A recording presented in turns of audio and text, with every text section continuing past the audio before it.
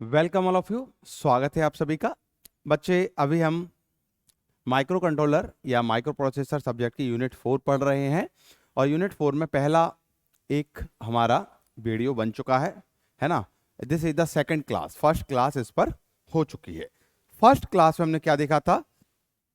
अगर आपने first class देखी हो तो आपने उसमें देखा होगा, मैंने आपको बताया था इंस्ट्रक्शन क्या है, इंस्ट्रक्शन सेट क्या होते हैं, कितने टाइप के इंस्ट्रक्शन सेट होते हैं। 5 तरह के इंस्ट्रक्शन सेट होते हैं और उन 5 तरह के इंस्ट्रक्शन सेट मैंने आपको यहां पर डिस्कस, केवल नाम बताए थे। 5 तरह के instruction set: data transfer instruction, arithmetic instruction, logical instruction, branching instruction और बुलियन इंस्ट्रक्शन।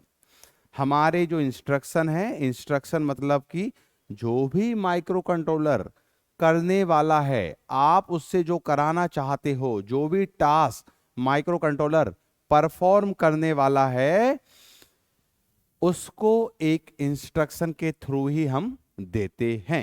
क्या बात समझ में आई? हाँ जी सर, बड़ा आसान बात है, ये हम कर चुके हैं बात, है ना, इंस्ट्रक्शन क्या है। और हमने जो टोटल 256 इंस्ट्रक्शन थे, हमने बात की थी कि हमारा माइक्रो कंट्रोलर जो है 8051, वो 8 बिट माइक्रो कंट्रोलर है, तो उसमें टोटल 256 इंस्ट्रक्शन है। हमारे पास जो ऑपकोड होता है वो 8 बिट का होता है। सर, ये ऑपकोड क्या होता है? लास्ट क्लास देखें, बड़े डिटेल में हमने डिस्कस किया हुआ है। ठीक है, तो कुल मिला के जो हमारे टोटल इंस्ट्रक्शन हैं, उन्हें 5 अलग अलग कैटेगरी में डाला गया है।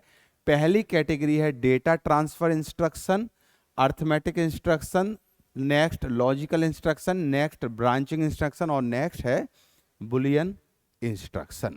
तो टोटल हमारे पास 5 अलग अलग कैटेगरी है इंस्ट्रक्शन के लिए।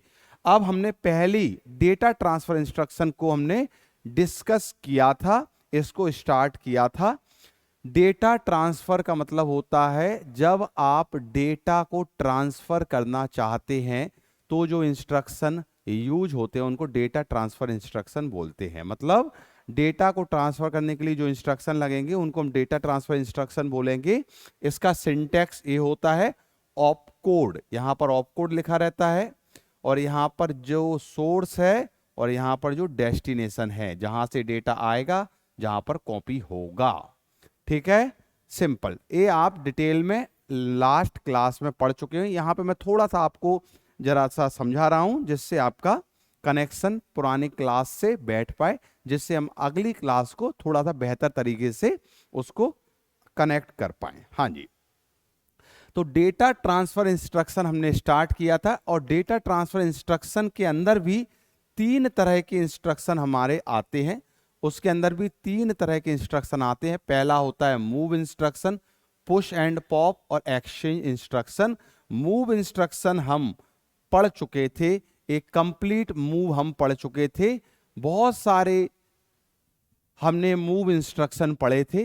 अगर आपको लास्ट वीडियो याद होगा तो हमने 2 मेमोरी के बीच में डेटा मूव कराना, एक्यूमुलेटर रजिस्टर के बीच में डेटा को मूव कराना, इंटरनल रैम एक्सटर्नल रैम के बीच में डेटा को मूव कराना, हमने इंटरनल और प्रोग्राम मेमोरी में भी डेटा को मूव कराया है। तो कुल मिला के बहुत सारे मूव इंस्ट्रक्शन उसके अंदर मैंने और क्लासिफाई किया था। डेटा ट्रांसफर इंस्ट्रक्शन 3 तरह के और मूव इंस्ट्रक्शन भी हमने बड़े अंदर क्लासिफाई किए हैं। इंटरनल मेमोरी, जब आप मेमोरी रैम के अंदर ही आपको मूव कराना है, उसे इंटरनल मेमोरी हमने इंस्ट्रक्शन बोला है। हमने डिस्कस किया हुआ है रैम हमारा क्या होता है, हमने बात की हुई है। रैम जो है वो हमारा 256 बाइट का है और उसमें हमारे 2 कैटेगरी है। कौन सी? एक जनरल पर्पज और एसएफआर। जनरल पर्पज के अंदर भी हमारा, आपको मैंने बताया था, जो हमारी पूरा एरिया है उसे 3 उसमें एरिया में डिवाइड किया गया है: register bank, bit addressable area, sketch pad area. अभी जिसको ये समझ में आ रहा है ठीक है, जिसको नहीं आ रहा है उसे इसलिए नहीं आ रहा है क्योंकि उसने पुरानी क्लासेस नहीं पढ़ी हैं। अगर आपने ये पुरानी क्लासेस पढ़ी है तो मेरी एक एक लाइन आपको समझ में आ गई होगी, क्योंकि मैंने ये सब बड़े डिटेल में आपको पढ़ाया है। थर्ड यूनिट पूरी इसके ऊपर है। चलें, तो इंटरनल मेमोरी इंस्ट्रक्शन, जब आप मेमोरी के अंदर ही डेटा को मूव करा रहे हो, रजिस्टर से एक्यूमुलेटर, एक्यूमुलेटर से रजिस्टर, या आप डायरेक्ट डेटा को मूव करा रहे हो, ये सब मैं समझा चुका हूं। जस्ट आपके सामने एक स्लाइड लेके आया हूं, है ना, पूरी चीजें हम समझ चुके हैं। डेटा को आप किसी लोकेशन, मेमोरी लोकेशन से रजिस्टर में ले जाओ, या आप किसी मेमोरी लोकेशन से किसी दूसरे एड्रेस पर ले जाओ, सब हम समझ चुके हैं। एक्सटर्नल मेमोरी इंस्ट्रक्शन समझ चुके हैं। डेटा को बाहर की मेमोरी से इंटरनल मेमोरी, मतलब एक्सटर्नल मेमोरी से इंटरनल मेमोरी में कराना है, और डेटा को प्रोग्राम मेमोरी से जब हम इंटरनल में कराते, ये भी हम सीख चुके हैं। यहां तक फर्स्ट वीडियो में हम बड़े डिटेल में पढ़ चुके हैं। अभी तो मैंने आपको 2 से 3 मिनट में पूरा एक छोटा सा रिकैप दिया है। ये उसको ही समझ में आएगा जिसने पहला वीडियो पढ़ा है। मैं बार बार बोल रहा हूं, पुराना पढ़ना बड़ा जरूरी है। चलें, अब आज का वीडियो स्टार्ट करते हैं। हमने पढ़ा है कि डेटा ट्रांसफर इंस्ट्रक्शन 3 तरह के होते हैं। पहला मूव इंस्ट्रक्शन, दूसरा पुश एंड पॉप, और तीसरा एक्सचेंज इंस्ट्रक्शन, है ना। अभी हमने देखा डेटा ट्रांसफर इंस्ट्रक्शन हमारे 3 तरह के हैं, move, push, pop, exchange. Move हम पढ़ चुके हैं। Now the next is push and pop instruction. ध्यान से सुने, पुश एंड पॉप जो इंस्ट्रक्शन हैं, ये दोनों इंस्ट्रक्शन स्टैक से रिलेटेड है। सर ये स्टैक क्या होता है? हम क्या बात कर रहे हैं, आप देखोगे पुश और पॉप दोनों इंस्ट्रक्शन स्टैक से रिलेटेड हैं। अब पहले तो आपको समझना है स्टैक क्या है। देखो, अगर आपने फर्स्ट यूनिट को अच्छी तरह से पढ़ा है तो हम उसमें बात कर चुके हैं।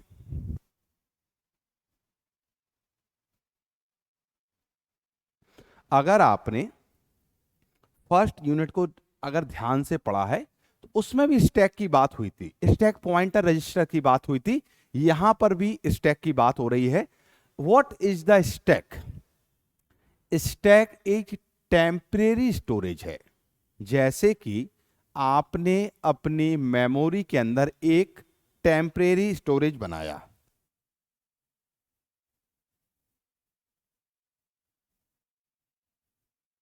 जी मैं क्या बोल रहा हूं, आपने मेमोरी के अंदर, ये हमारा एक मेमोरी है रैम, आपने इसके अंदर एक टेम्परेरी स्टोरेज बनाया है। टेम्परेरी स्टोरेज का मतलब क्या है?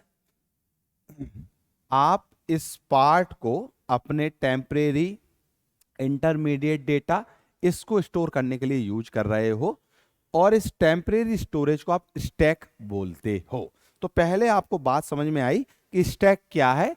मतलब जो हमारे माइक्रो कंट्रोलर है उसके जो रजिस्टर है, they are not sufficient to store the data, so we use some part of the memory to store the temporary data, and this part, temporary part, is called stack. इसको हम stack बोलते हैं। तो क्या पहले समझ में आया what is the stack? Stack क्या है समझ में आया? मतलब आप टेम्परेरी स्टोरेज के लिए मेमोरी की एक पार्ट को, एक एरिया को आप यूज कर रहे हो, उसको स्टैक बोलोगे, ठीक है। अब यहां पर एक और रजिस्टर आता है, that is called the stack pointer. This is the stack, this is your stack. Now the next important है stack pointer. What is the stack pointer? This is very important register. Stack pointer एक register है। Stack pointer एक register है। Stack pointer क्या बताता है ये मैं बता चुका हूं, जब मैं स्पेशल फंक्शन रजिस्टर पढ़ाया था तब उसमें बताया था। किसी को है याद? बताओ स्टैक पॉइंटर क्या है? स्टैक पॉइंटर जो है, ध्यान से सुने, स्टैक पॉइंटर, आपने मेमोरी में स्टैक बना लिया। हाँ जी सर, मेमोरी में हमने स्टैक बना लिया। अब ये प्रोसेसर को कैसे पता पड़ेगा कि आपने स्टैक कहां पर बनाया है? क्या बोला मैंने? ध्यान से सुनो। आपने मेमोरी में स्टैक बनाया है, अब ये बात प्रोसेसर को कैसे पता चले कि कहां पर स्टैक है, मतलब भाई एड्रेस बताओ हमको। प्रोसेसर तो एड्रेस जानता है और वो एड्रेस पे जाके चीजों को ढूंढता है। अब प्रोसेसर को स्टैक का एड्रेस स्टैक पॉइंटर बताता है। क्या मेरी बात समझ में आई? तो stack pointer always point two the top of the stack. Stack pointer stack के टॉप को पॉइंट करता है, या मैं बोल सकता हूं स्टैक पॉइंटर हमेशा स्टैक के टॉप का एड्रेस स्टोर करता है। सो stack pointer point out the stack, it point top of stack. Stack के टॉप को, स्टैक के टॉप को ये पॉइंट करता है। तो मेरे हिसाब से आपको समझ में आ गया। आपने स्टैक बना दिया और स्टैक पॉइंटर आपके प्रोसेसर को बता देगा कि स्टैक कहां पर है, क्योंकि वहां के टॉप का एड्रेस स्टैक पॉइंटर एक रजिस्टर है, एसएफआर है, वो स्टोर करता है। ठीक है सर, ये तो बड़ी आसान बात हो गई, समझ में आ गया। अब ये सर इस पर आओ जो इसको पढ़ाना है आपको, पुश और पॉप। हाँ जी, अब इसको पर ही आते हैं। पुश और पॉप को जरा ध्यान से देखें। तो आपको अब स्टैक आपने बना दिया। अब आपके पास दो काम है, इस स्टैक में डेटा को कॉपी कराना, और अगर आपका डेटा स्टैक में कॉपी है तो डेटा को स्टैक से बाहर निकालना। मतलब अब आपको दो काम करना है। पहले स्टैक बनाने, या स्टैक बनाने का स्टैक पॉइंटर आपने उसे इनिशियलाइज कर दिया, या बाय डिफॉल्ट मैं बताऊंगा 07 से इनिशियलाइज होता है। ठीक है, ध्यान से सुने। तो मैंने क्या बोला, आपने स्टैक बनाने के बाद अब आपका काम है स्टैक में डेटा को डालना। और आपका अगर डेटा स्टैक में है, अगर आपका डेटा स्टैक में है, तो अब आप चाहते हो डेटा को स्टैक से निकालना। तो दो काम आप चाहते हो, ध्यान से देखें। पुश इंस्ट्रक्शन डेटा को स्टैक में कॉपी करने के लिए यूज होता है। समझ में आया? पुश इंस्ट्रक्शन डेटा को स्टैक में कॉपी करने के लिए यूज होता है। पॉप इंस्ट्रक्शन डेटा को स्टैक से बाहर निकालने के लिए यूज होता है। पुश से डेटा डालोगे, पॉप से निकालोगे। सर कैसे काम करता है, समझते हैं। तो मैं बड़े स्टेप बाय स्टेप समझा रहा हूं बच्चे। मैं आपको बार बार बोलता हूं कि मैं बड़ा बेसिक, और बल्कि मैं बोलता हूं कि मैं बिल्कुल जीरो लेवल से समझाता हूं। मैं मान के चल रहा हूं बच्चे को कुछ भी नहीं आता है स्टैक के बारे में, माइक्रो कंट्रोलर के बारे में, माइक्रो प्रोसेसर के बारे में। बस बच्चा यहां सीखने को बैठा है। इतनी मेंटलिटी आपकी होनी चाहिए। कौन सी मेंटलिटी? सीखने की मेंटलिटी। बाकी मैं इधर बता ही रहा हूं, है ना। तो मैं आपको बोल रहा हूं, मैं बड़े जीरो लेवल से समझा रहा हूं, सुनते चलें, है ना। बड़े आराम से, प्रेम से समझ रहे हैं। आप भी इंटरेस्ट और प्रेम के साथ समझें, क्योंकि जब आप इंटरेस्ट के साथ सीखते हैं तभी आप चीजों को लंबे समय तक याद रख पाएंगे। हाँ जी, फटाफट। तो मैंने क्या बोला अब ये पुश और पॉप कैसे होंगे ये समझते हैं। चले पहले तो फटाफट हम जो मैंने बोला है वो लिख दिया है, तो आप इसको जरा सा पढ़ लें फटाफट। पहली लाइन लिखिए, there this two are stack related instruction. ये दोनों पुश और पॉप स्टैक से रिलेटेड इंस्ट्रक्शन है। पता है, मैंने बता दिया, दोनों ही स्टैक से रिलेटेड इंस्ट्रक्शन है। ठीक है। Stack is a section of RAM. Stack एक रैम का सेक्शन होता है, मेमोरी का सेक्शन होता है ना। There are register inside the CPU to point it. CPU के अंदर एक रजिस्टर होता है जो स्टैक को पॉइंट करता है ना। मैंने आपको जो बोला है वही है। पहली लाइन क्या लिखी है कि रैम या मेमोरी के अंदर एक सेक्शन होता है जो कि टेम्परेरी स्टोरेज के लिए यूज होता है, और हमारा सीपीयू में एक रजिस्टर होता है जो कि स्टैक को पॉइंट आउट करता है। अगली लाइन क्या लिखी है, the register use to stack is known as stack pointer register. मैंने आपको पहले बता दिया, स्टैक के लिए आपको एक स्टैक पॉइंटर रजिस्टर का यूज करना पड़ता है। स्टैक पॉइंटर रजिस्टर आपके स्टैक को पॉइंट करता है, उसके टॉप के एड्रेस को स्टोर करता है। अगली लाइन पढ़ें फटाफट, लाइन बाय लाइन पढ़ते चलें। मैं सब समझा चुका हूं, बस आपको यहां पर लिख दिया है। आप चाहें तो अपने हाथ से कॉपी कर सकते हैं, लिख सकते हैं। हाँ जी,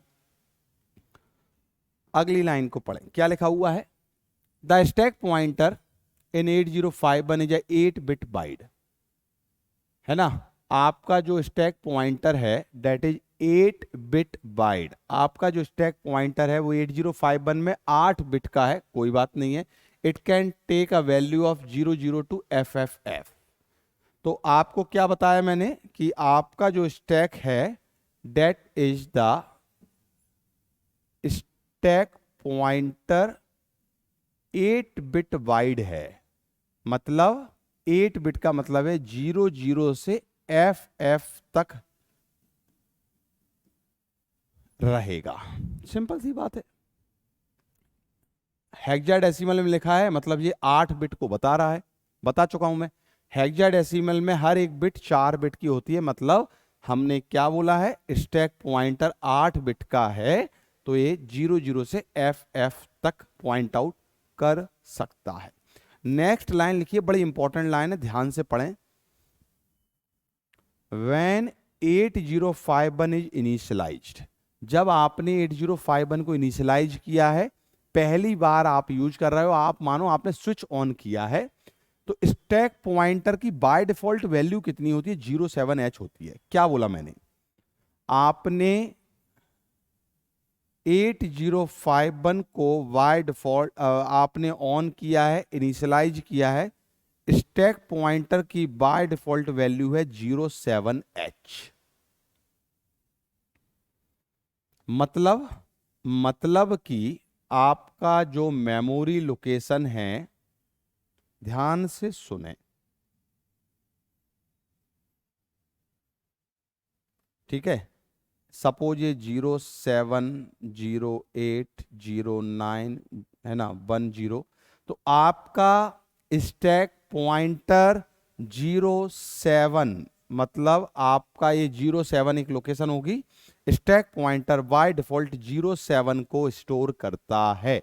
जब भी आपने 8051 इनिशियलाइज किया है, आपका by default value stack pointer की 07 है। अब एक बड़ी इंटरेस्टिंग बात है, जरा ध्यान से समझे। सपोज ये 07H यहां पर है, सपोज मान लो कोई एक एड्रेस है 07 मेमोरी का। हाँ जी, बड़ा आसान है। 07 के बाद 08 होता है, 09 होता है, 10 होता है। ध्यान से सुनना। अब यहां एक लाइन, जो अगली लाइन लिखी है, मैं उसको समझाने की कोशिश कर रहा हूं। जो डेटा आप स्टैक में स्टोर करोगे, जो डेटा आप स्टैक में स्टोर करोगे, वो डेटा पहली बार 08 पर स्टोर होगा। क्या बोला मैंने? बड़ी इंपॉर्टेंट बात है, ध्यान से सुन। जो डेटा आप स्टैक में स्टोर करना चाहते हो, वो डेटा पहली बार 08 पर स्टोर होगा। मतलब सर, ध्यान से सुने, मतलब क्या 07 पर स्टोर नहीं कर सकते? नहीं कर सकते। क्या बोला मैंने? कि 07 आपकी बाय डिफॉल्ट वैल्यू है, और पहला लोकेशन जहां पर आप डेटा स्टोर कर सकते हो दैट विल बी योर 08। क्यों ऐसा? इसलिए है ऐसा, अभी के लिए आप समझें। डेटा को आप कॉपी करा रहे हो, और डेटा जब भी कॉपी होगा मतलब आप पुश इंस्ट्रक्शन यूज करोगे, और जब भी पुश इंस्ट्रक्शन यूज होता है, सबसे पहले आपका स्टैक पॉइंटर 1 से बढ़ेगा, फिर कॉपी करेगा। क्या बोल दिया सर, समझ में नहीं आया? आपका स्टैक पॉइंटर बाय डिफॉल्ट 07 पर है। स्टैक पॉइंटर आपका यहां पर है, ध्यान से सुने। अब आपको मैंने बोला कि जो डेटा स्टोर होगा वो पहली बार 08 पर होगा, 07 पर नहीं होता है। मतलब अब आप डेटा स्टोर करा रहे हो, कॉपी करा रहे हो स्टैक में, तो 07 पर इसलिए नहीं करा सकते हो क्योंकि आप जैसे ही डेटा को स्टोर कराएंगे, मतलब पुश इंस्ट्रक्शन का यूज करेंगे, पुश इंस्ट्रक्शन को यूज करने के बाद सबसे पहला काम होता है स्टैक पॉइंटर का 1 से बढ़ना। 07 से स्टैक पॉइंटर 08 पर आ जाएगा और फिर डेटा कॉपी होगा। समझ में आ गया?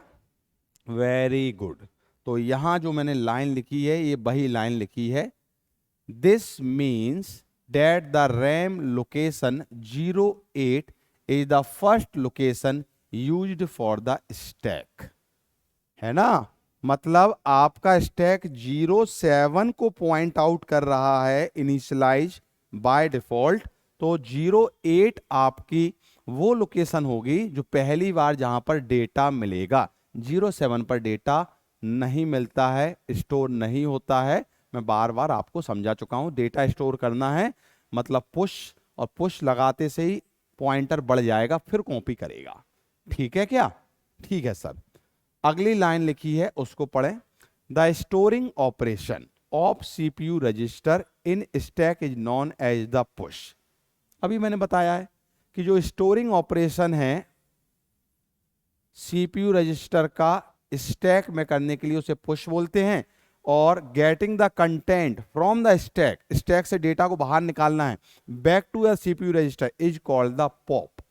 यहां एक वर्ड लिखा हुआ है सीपीयू रजिस्टर, सीपीयू रजिस्टर, वो क्या है? ध्यान से सुने क्या लिखा हुआ है। डेटा को स्टोर करना, storing operation of CPU register. अभी आपने तो बोला सर कि पुश ऑपरेशन डेटा को स्टोर करने में काम आता है, पॉप इंस्ट्रक्शन डेटा को स्टैक से बाहर निकालने में काम आता है। हाँ जी सर, वो ही है। पुश डेटा को स्टोर करेगा, पॉप डेटा को बाहर निकालेगा। ध्यान से सुने, डेटा को स्टोर करना हो या डेटा को बाहर निकालना हो,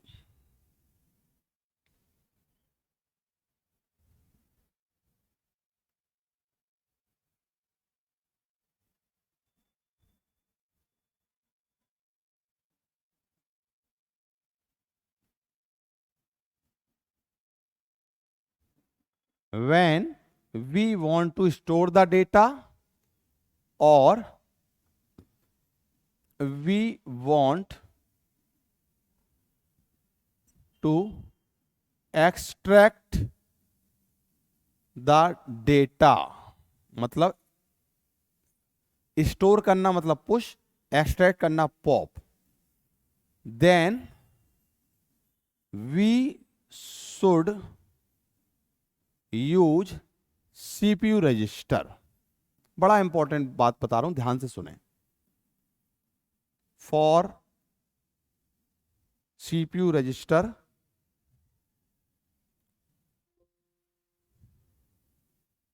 फॉर पुश एंड पॉप। क्या लिख दिया मैंने?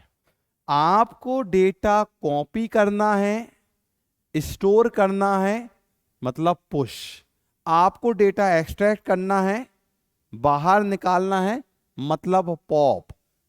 दोनों ही ऑपरेशन के लिए सीपीयू रजिस्टर यूज होता है। डायरेक्ट डेटा को उठा के आप पुश नहीं कर सकते, आप डायरेक्ट डेटा को बाहर नहीं निकाल सकते, दोनों ही सीपीयू रजिस्टर के थ्रू होंगे। सीपीयू रजिस्टर क्या होता है सर?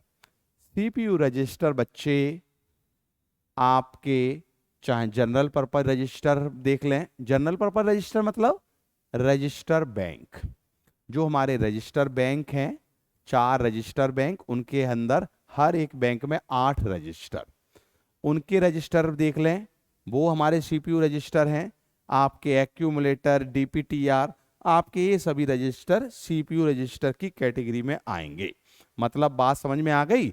डेटा को चाहे कॉपी करो चाहे बाहर निकालो सीपीयू रजिस्टर के थ्रू ही करोगे। अभी मैं समझाऊंगा एग्जाम्पल से, अभी मैं सब 1 बाय 1 समझाऊंगा, बस समझते चलें, इंटरेस्ट के साथ समझते चलें। तो यहां यही लिखा है storing operation of CPU register.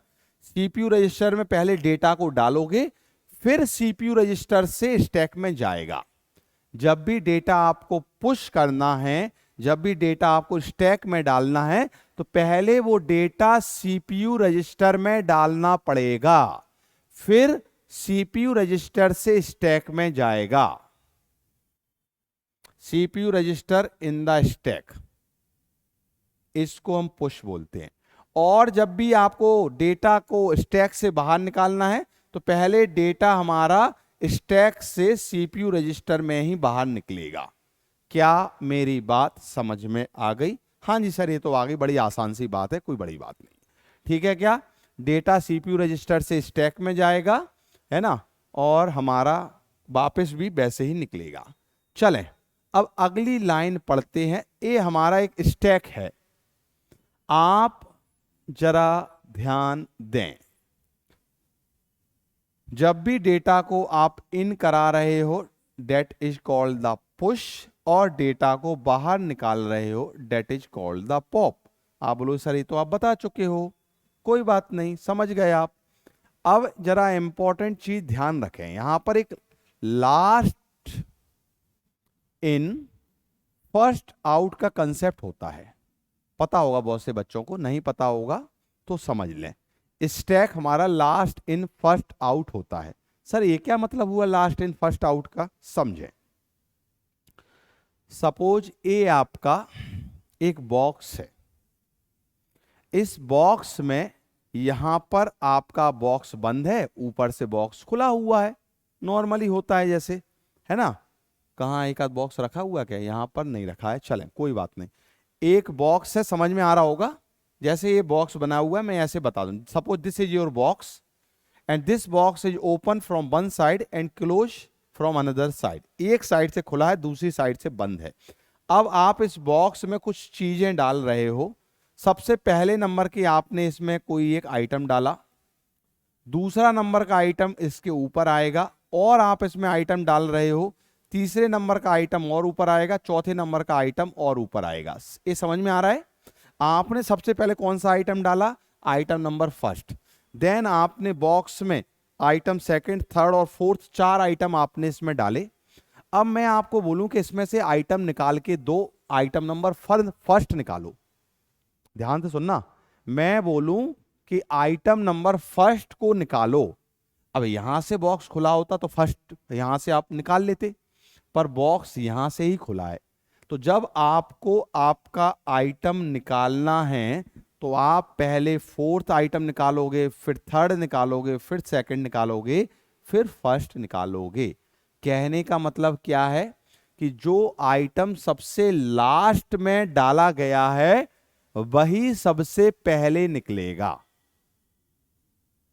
Last in first out, LIFO, short में आपने इसको पढ़ा होगा, this is called the LIFO. Question आया हुआ है, स्टैक लीफो पे वर्क करता है। लास्ट इन, जो सबसे लास्ट में डाला है वही सबसे पहले निकलेगा। डालना मतलब पुश करना, निकालना मतलब पॉप करना, यही यहां पर लिखा हुआ है। ये आपका स्टैक है, यहां पर आप डेटा को पुश कर रहे हो, और डेटा पहला, दूसरा, तीसरा, चौथा, 5 आपने एलिमेंट डाले, और जब पॉप करोगे तो सबसे पहले आपका 5वां एलिमेंट ही बाहर निकलेगा, then fourth, third, second and first. This is the simple last in first out concept. अब ये पुश और पॉप होता कैसे है इसको समझते हैं। इतनी अपनी रामायण तो ठीक है, अब हम आगे की बात करते हैं। पुश और पॉप होता कैसे है, किस तरह से आप पुश ऑपरेशन और पॉप ऑपरेशन को करोगे। ध्यान से सुने, ध्यान से सुने।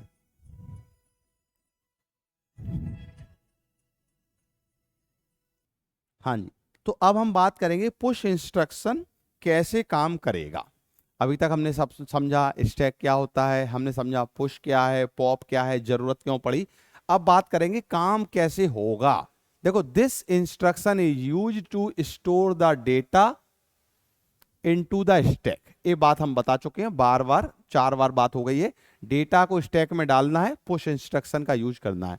When data push into the stack, stack, ध्यान से सुनो जरा, इंपॉर्टेंट लाइन जो मैं बता चुका हूं आपको वही लाइन आ रही है। When data push into the stack, stack pointer incremented by the 1 automatically. यहां पर आपको बात समझ में आना चाहिए। मैंने क्या बोला है कि जब भी आप पुश इंस्ट्रक्शन का यूज करेंगे, पहले आपका स्टैक पॉइंटर इंक्रीमेंट होगा, देन कॉपी होगा। इस बात को रट लें। पुश इंस्ट्रक्शन में पहले इंक्रीमेंट होगा स्टैक पॉइंटर, देन कॉपी होगा।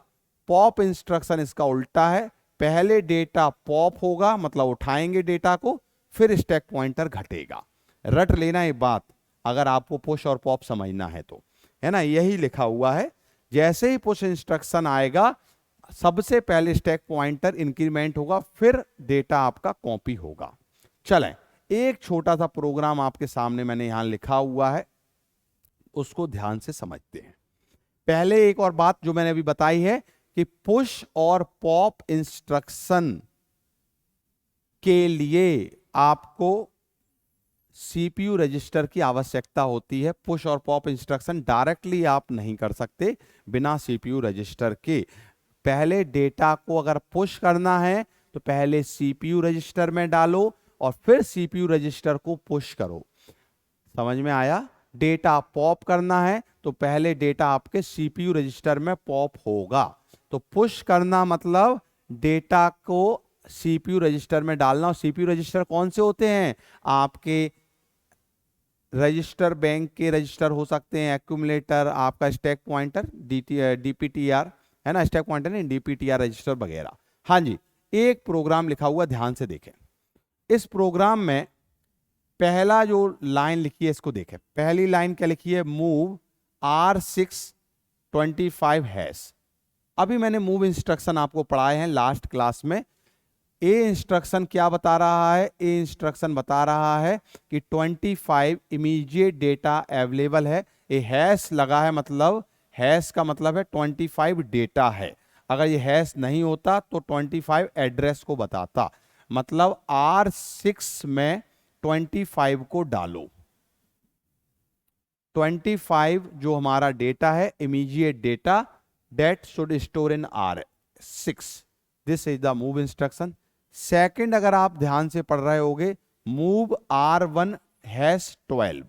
Again the similar instruction, R1 register में हमको 12 डेटा को डालना है। मैं बार बार बोल रहा हूं, यहां पर हैश लगा है, मतलब ये इमीडिएट डेटा है, आपको डायरेक्ट डेटा दिख रहा है। अगर ये हैश नहीं होता तो यहां पर ये एड्रेस होता। इस एड्रेस पे जो डेटा है वो R6 में जाता। मेरे हिसाब से समझ गए होगे, छोटी सी बात है, मैंने मूव इंस्ट्रक्शन में पढ़ाया भी है। अगला जो लिखा हुआ है, that is again move instruction, आपका R4 दिस, मतलब अगला बता रहा है R4 में आपका F3 डेटा डालना है, कॉपी करना है। ठीक है, तो आपने क्या किया? डेटा को पहले सीपीयू रजिस्टर में कॉपी कराया, पहले डेटा को सीपीयू रजिस्टर में कॉपी करवा दिया। अब आप पुश ऑपरेशन करोगे, अब आप डेटा को स्टैक में डालोगे। क्या बात समझ में आई? पहले डेटा को आपने सीपीयू रजिस्टर में डाल दिया, अब आप पुश 6 लिख रहे हो, मतलब R6 को पुश करवा रहे हो, फिर R1 को पुश करवा रहे हो, R4 को पुश करवा रहे हो। This is push push push. इसको समझाने के लिए मैं एक स्टैक का यूज करता हूं, आपको बेहतर समझ में तभी आएगा। ध्यान से सुने, ध्यान से सुने। ये क्या है? 0809 0A 0B, ये हमारी मेमोरी के एड्रेस हैं। आपका ये स्टैक है, 4 एड्रेस दिख रहे हैं। 08 आपका इनिशियल एड्रेस है, आपका स्टैक पॉइंटर अभी 07 पर है। आपका स्टैक पॉइंटर अभी 07 पर है। ध्यान से सुने, स्टैक पॉइंटर 07 पर है और अब आपने पहला पुश ऑपरेशन किया। ध्यान से सुने, ध्यान से, पहले आपने ये 3 इंस्ट्रक्शन को फुलफिल किया। इन 3 इंस्ट्रक्शन के द्वारा आपका डेटा R6, R1, R4 में कॉपी हो गया। अब आप पुश 6 करना चाहते हो, R6 को इस स्टैक में डालना चाहते हो, कॉपी करना चाहते हो। अभी आपका स्टैक पॉइंटर 07 को दिखा रहा है। मैंने क्या बोला, जब भी पुश ऑपरेशन होगा, पुश ऑपरेशन में क्या होगा, पहले स्टैक पॉइंटर बढ़ेगा फिर कॉपी होगा। अब स्टैक पॉइंटर 07 से 08 पर आ जाएगा, दिस इज द 08, और फिर डेटा R6 का यहां कॉपी होगा।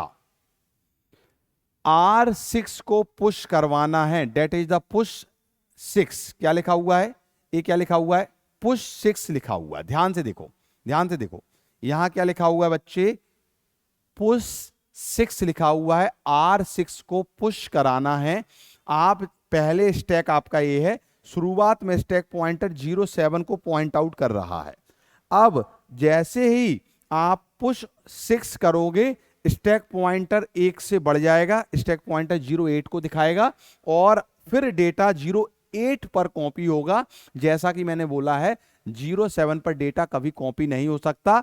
जैसे ही डेटा कॉपी करोगे, पहले उसको स्टैक पॉइंटर बढ़ता है और जैसे ही बढ़ेगा 08 पर आएगा। और देखो आपका 25, R6 की वैल्यू जो 25 थी वो यहां पर कॉपी हो गई और अभी स्टैक पॉइंटर 08 को ही दिखा रहा है। अब आप R6 के बाद R1 पुश 1 करा रहे हो। पुश 1 अगर आप करवा रहे हो तो अगेन द सिमिलर थिंग, जैसे ही पुश ऑपरेशन होगा स्टैक पॉइंटर बढ़ेगा फिर कॉपी होगा। स्टैक पॉइंटर अभी 08 को दिखा रहा था, अब 09 को दिखाएगा। स्टैक पॉइंटर अभी कहां वो पॉइंट आउट करेगा, स्टैक पॉइंटर अभी 09 को पॉइंट आउट करेगा और स्टैक पॉइंटर 09 पर पॉइंट आउट करेगा और डेटा जो R1 का है 12 वो 9 पर स्टोर होगा, डेट इज द 12। क्या मेरी बात समझ में आई? आपको R1 पुश कराना है, आपको R1 पुश कराना है। R1 पुश कराने के पहले आपका स्टैक पॉइंटर 08 पे था, जैसे ही पुश करोगे स्टैक एक पॉइंटर 1 से बढ़ जाएगा, 08 से 09 पर आ गया और 09 के पे जो हमारा डेटा है R1 का वो कॉपी हो जाएगा। फिर आपने पुश करवाया, आपने फिर पुश करवाया, किसको पुश करवाया, 4 को, R4 को। अभी आपका स्टैक पॉइंटर कहां पर है, 9 पर है। जैसे ही पुश कराओगे स्टैक पॉइंटर पहले इंक्रीमेंट होगा। स्टैक पॉइंटर 0A, 9 के बाद 10 होता है, A 10 को बताता है, आपको पता है 09 के बाद 0A आता है, A 10 होता है हेक्साडेसिमल में। तो आपका स्टैक पॉइंटर 0A को दिखा रहा है। आपका स्टैक पॉइंटर अभी यहां पर है और इस लोकेशन पर आपका R4 का डेटा आएगा, डेट इज द F3। इस लोकेशन पर आपका R4 का डेटा आएगा और R4 का डेटा क्या है, आपके R4 का डेटा F3 है। ये यहां पर आ गया। आई थिंक बड़ा आसान था, समझ गए कि नहीं समझ गए? वापस से समझाऊं क्या? वापस से समझाऊं क्या कि समझ में आ गया? जल्दी बताओ। देखो बच्चे, मैंने क्या बोला है, ध्यान से सुने। मैंने क्या बोला है, ध्यान से सुने। मैंने यहां पर आपको 2 बातें बताई हैं। डेटा जब भी पुश कराना होगा, सबसे पहले आपको सीपीयू रजिस्टर में डालना पड़ेगा। आपको 25, 12 और F3 को पुश कराना है, तो हमने S6 में डाल दी, R6 में डाला, R1 में डाला, R4 में डाला। तीनों डेटा को R6, R1, R4 में हमने पहले मूव करवाया, मूव ऑपरेशन का यूज करके। हाँ जी सर, करवा दिया, बड़ा आसान है। अब हमने अगला काम क्या किया, हमने अब अगला काम किया है कि पुश कराना है R6 को, मतलब ये 25 को हमको डालना है किसमें, स्टैक में हमें कॉपी कराना है। तो अब हम पुश 6 लिख देंगे और जैसे ही पुश 6 लिखेंगे, पहले हमारा पॉइंटर 1 से बढ़ेगा फिर कॉपी होगा।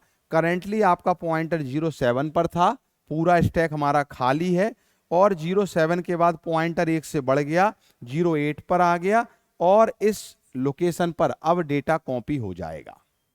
आप R1 को पुश कराना चाहते हो तो फिर स्टैक पॉइंटर 08 से 09 पर आया, R1 का डेटा यहां पर कॉपी हो गया। फिर आप R4 को डालना चाहते हो, 09 से फिर स्टैक पॉइंटर 0A10 पर आ गया और अब R1 का डेटा, आपका R4 का डेटा F3 यहां पर आएगा। बस समझने के लिए, डेटा पहले पॉइंटर बढ़ता है फिर कॉपी होता है, बढ़ता है कॉपी होता है। तो जहां पॉइंटर इंक्रीमेंट हुआ उस इंक्रीमेंट जगह पर डेटा कॉपी होगा। समझ में आया? जहां पर इंक्रीमेंट हुआ उस इंक्रीमेंटेड जगह पर डेटा कॉपी होगा। समझ गए होगे, मेरे हिसाब से छोटी बात है, इतनी सी बड़ी बात भी नहीं है कि इतने समझ में ना आए।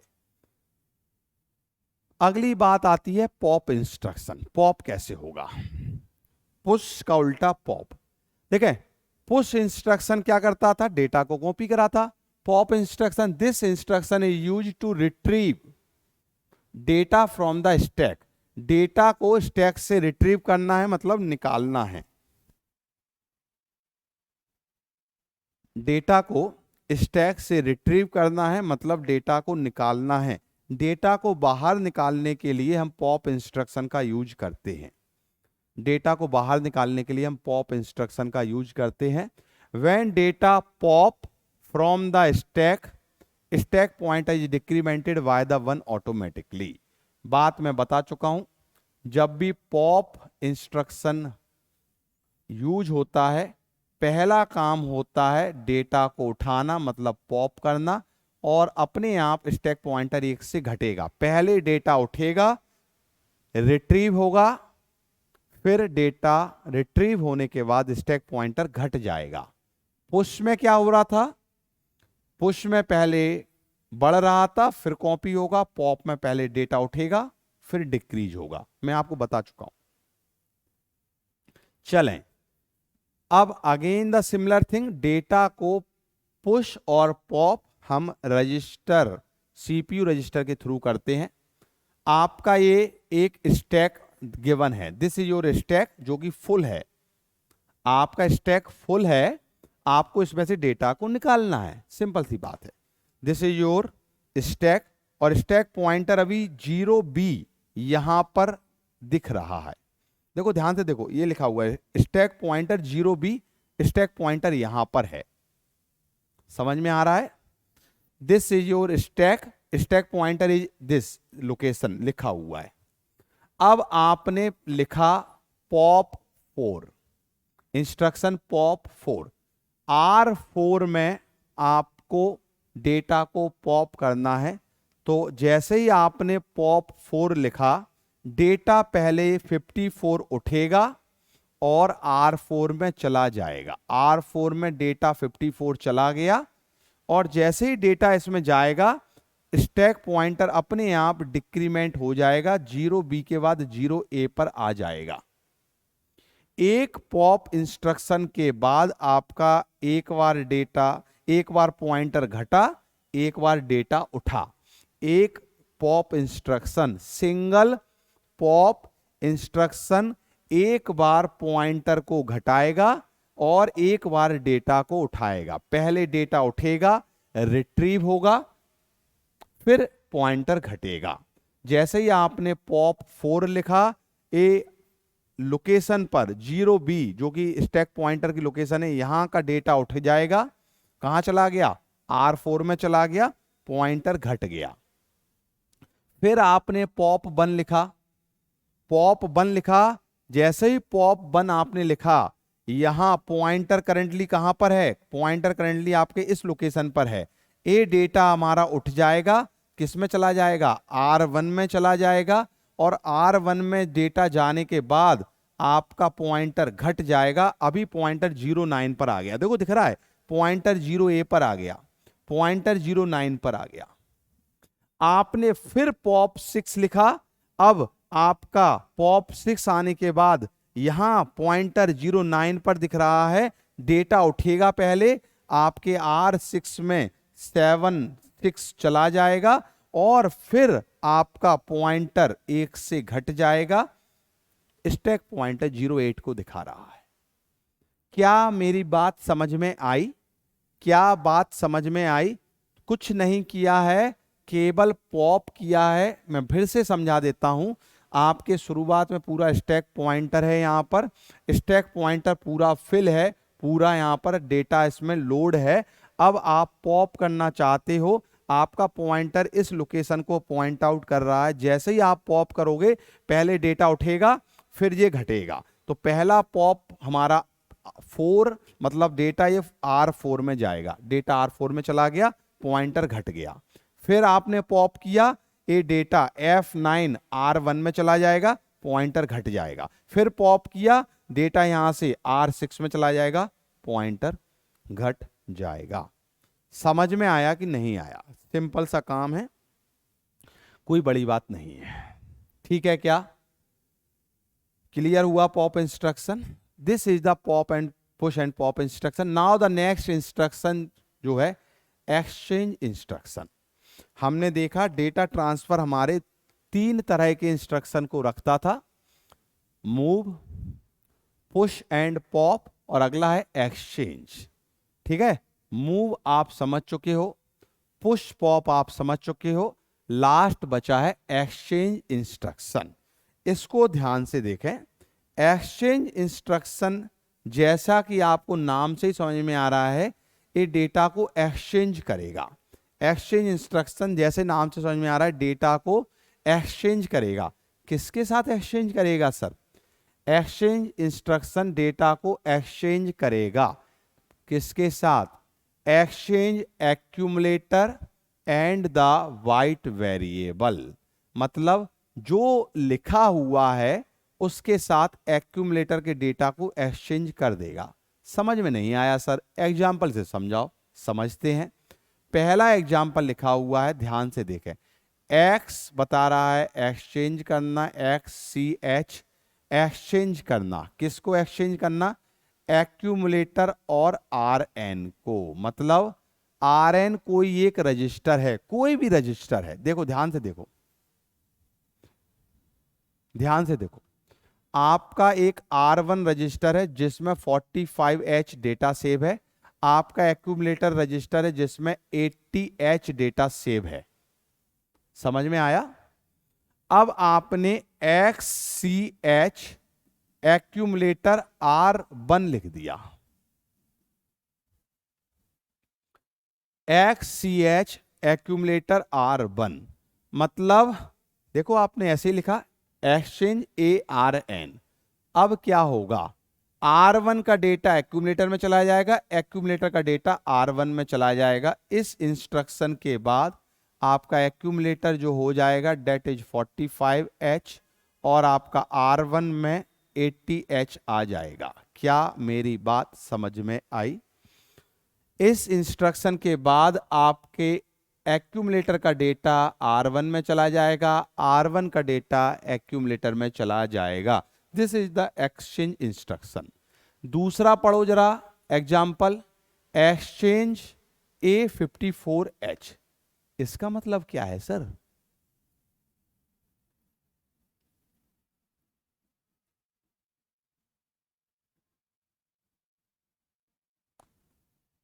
इसका मतलब क्या है? पहले तो आप ये बताओ A54 क्या है? सर A54 एक मेमोरी लोकेशन है। हाँ जी, अगर आपको ये बात समझ में आ गई फिर तो काम खत्म। 54 एक मेमोरी लोकेशन है, मतलब इस मेमोरी लोकेशन पर एक डेटा होगा, वो डेटा एक्यूमुलेटर के साथ एक्सचेंज होगा। क्या मेरी बात समझ में आई? इस मेमोरी लोकेशन पर एक डेटा होगा, वो डेटा एक्यूमुलेटर के साथ एक्सचेंज होगा। Is it clear? ठीक है। अगला एक्सचेंज A@R1। अरे ये क्या लिखा हुआ है? ये क्या लिखा हुआ है? ये समझने के लिए आपको मैं एक बात बार बार बता चुका हूं। R1 के आगे अगर ये एक्यूमुलेटर @ लिखा है, R1 के आगे सिंपल R1 लिखा है, मतलब R1 का डेटा, अगर ये देखो ध्यान से समझना बच्चे, ध्यान से समझना, यहां ए इंस्ट्रक्शन में R1 ए लिखा था, इसमें R1 का डेटा ए में जाएगा, ए का डेटा R1 में जाएगा। समझ में आ रहा है? अगर इस इंस्ट्रक्शन में मैं एक चेंज कर देता, R1 के आगे @ लगा देता, तो चीजें अलग हो जाती। अब R1 में डेटा नहीं है, R1 में एक एड्रेस है। मैं आपको बार बार बता चुका हूं, पिछले मूव इंस्ट्रक्शन में भी बताया था कि जब भी R1 कोई भी रजिस्टर के आगे @ लग जाए तो वो इनडायरेक्ट एड्रेसिंग मोड में आ जाता है, मतलब वो एक एड्रेस को बताएगा। अभी यहां R1 में 80H जो है that is not a data. 80H एक मेमोरी लोकेशन है, इस मेमोरी लोकेशन पर डेटा है हमारा सपोज 45H, है ना। इस मेमोरी लोकेशन पर सपोज हमारा डेटा है 22H। अब ध्यान से समझें, आपके एक्यूमुलेटर का डेटा 80H के साथ एक्सचेंज नहीं होगा, इस 80H पर जो डेटा है वो एक्सचेंज होगा। क्या मेरी बात समझ में आई? तो एक्यूमुलेटर में आपका आएगा 22H, 80H नहीं आएगा। पहले 80H आ रहा था, क्यों? क्योंकि @ नहीं लगा था। अब @ लगा दिया तो अब आपके 80H पर जो डेटा है वो उठ के यहां पर आएगा, और 80H पर आपका 45 यहां पर, अब नया 80H पर ए हट के यहां आ गया, और 80H लोकेशन पर आपका 45 स्टोर हो जाएगा। 80H लोकेशन पर आपका 45H चला जाएगा। इज इट क्लियर और नॉट? ये समझ में आ गया कि नहीं आ गया?